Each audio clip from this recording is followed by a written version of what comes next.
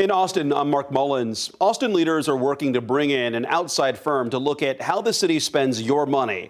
They spoke publicly about that external audit for the first time since Austin voters rejected Proposition Q in November. So that would have raised the city property tax rate roughly 20% over the prior year. Opponents have called for more financial transparency. Adam Bennett tells us the plan that could pass as soon as February 5th, but another group is still gathering signatures for a different plan. On Wednesday, outside questioning of how Austin spends on transportation, trails, the unhoused, and other issues faced questions inside City Hall. It's a full agenda. Mayor Kirk Watson chairs the Audit and Finance Committee. 5 days earlier, Mayor Watson posted a draft ordinance online for what he calls an independent, systemic, comprehensive efficiency assessment for the city of Austin. It directs the city auditor to hire an external consultant with expertise in municipal audits. They'd review all other city departments at least once every 3 years. We will still have the audit program that the auditor's office does.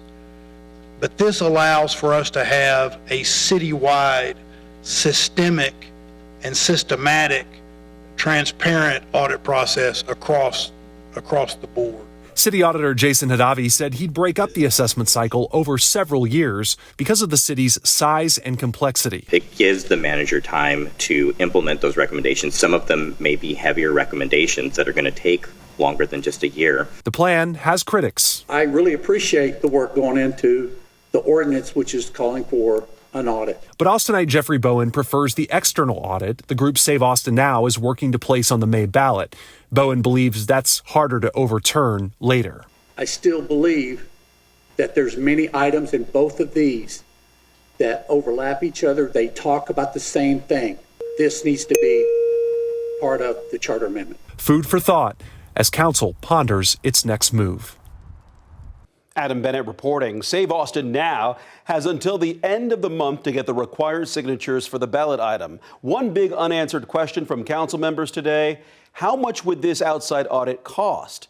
The city auditor replied he wouldn't know until they go out for bids. He said other cities have done some organization-wide reviews, but nothing like this. Thousands of Iranians have been killed for protesting their government in recent weeks, and events there are hitting close to home for some Iranians living here in Austin. KVUE's Kelsey Sanchez shares their message.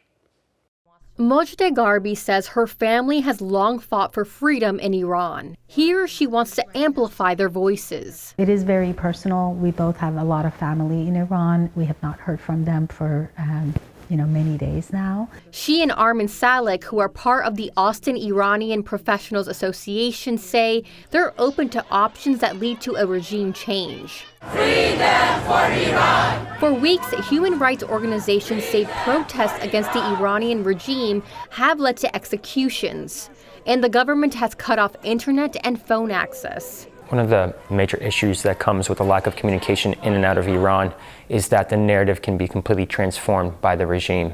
So they have this idea going around that this is purely a matter of external forces forcing these ideologies on the Iranian people, when in reality this is the Iranian people's fight against religious oppression. For decades, the U.S. and other countries have imposed sanctions targeting Iran's nuclear capabilities and crippling the country's currency. Under the Trump administration, those sanctions deepened. And that is what a University of North Texas professor says has led to Iranians to flood the streets. They want the regime to fall. It's not clear exactly what the nature of a negotiation with the United States would be. If the Islamic Republic is trying to negotiate some sanctions relief, renegotiate the Iran nuclear deal, but still maintain its hold on power and still deny basic democratic rights to the Iranian people will not be satisfied with that. Garbi and Salek say their loved ones in Iran can't wait any longer. This is our opportunity, and we really have to seize the moment because the Iranian people deserve this. And the reality is that Iran has been at war with the world as a whole for decades now. So here in Austin, they hope to keep spreading the message of what's going on in their home country. In Austin, Kelsey Sanchez, KVUE News. Texas is preparing to roll out its new school choice initiative. Next month, families can start applying for the program for the next school year. Families in the program will be able to use taxpayer money to help pay for private school tuition and other educational costs. More than 1,000 schools have been approved, but not every school that wants to apply has been able to. Daniel Perot takes a closer look at what the holdup is for those schools. Private schools stuck in limbo. But it is a new freedom of opportunity for parents and families. It's been a month since the state started accepting applications from private schools. The Texas Private Schools Association says very few schools accredited by Cognia, one of the largest accreditors in the state, have been able to apply. The holdup is tied to this letter from Acting Comptroller Kelly Hancock to Attorney General Ken Paxton's office, asking for a legal opinion on whether it could bar certain schools from the program over alleged ties to the Chinese government or the Council on American Islamic Relations. Both schools mentioned in the letter are Cognia accredited. Republican critics have long warned of the possibility of Islamic schools getting funding, including at a hearing last year. They can immediately become a voucher vendor school. I'm positive that Republicans do not want to fund that. To be approved, schools need to be accredited, administer standardized testing, and have had a physical campus for 2 years. KVUE compared that to Cognia's list of accredited schools.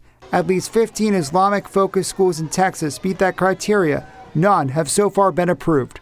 The whole intent of the voucher program was to promote parental rights and parental choice and had nothing to do with religion. Dennis Eichelbaum, a school law litigator, says denying eligible accredited schools access based on religion or viewpoint could open the state up to legal liability. I don't understand how anyone could argue that the legislation allows them to pick and choose religions. In an emailed statement to KVUE, the Comptroller's office says it has implemented additional safeguards to ensure every participating school complies with Texas law and taxpayer dollars don't support institutions tied to a foreign terrorist organization or an adversarial foreign government. As of last week, the Comptroller's office says Cognia accredited schools began registering and additional batches will register in the days ahead.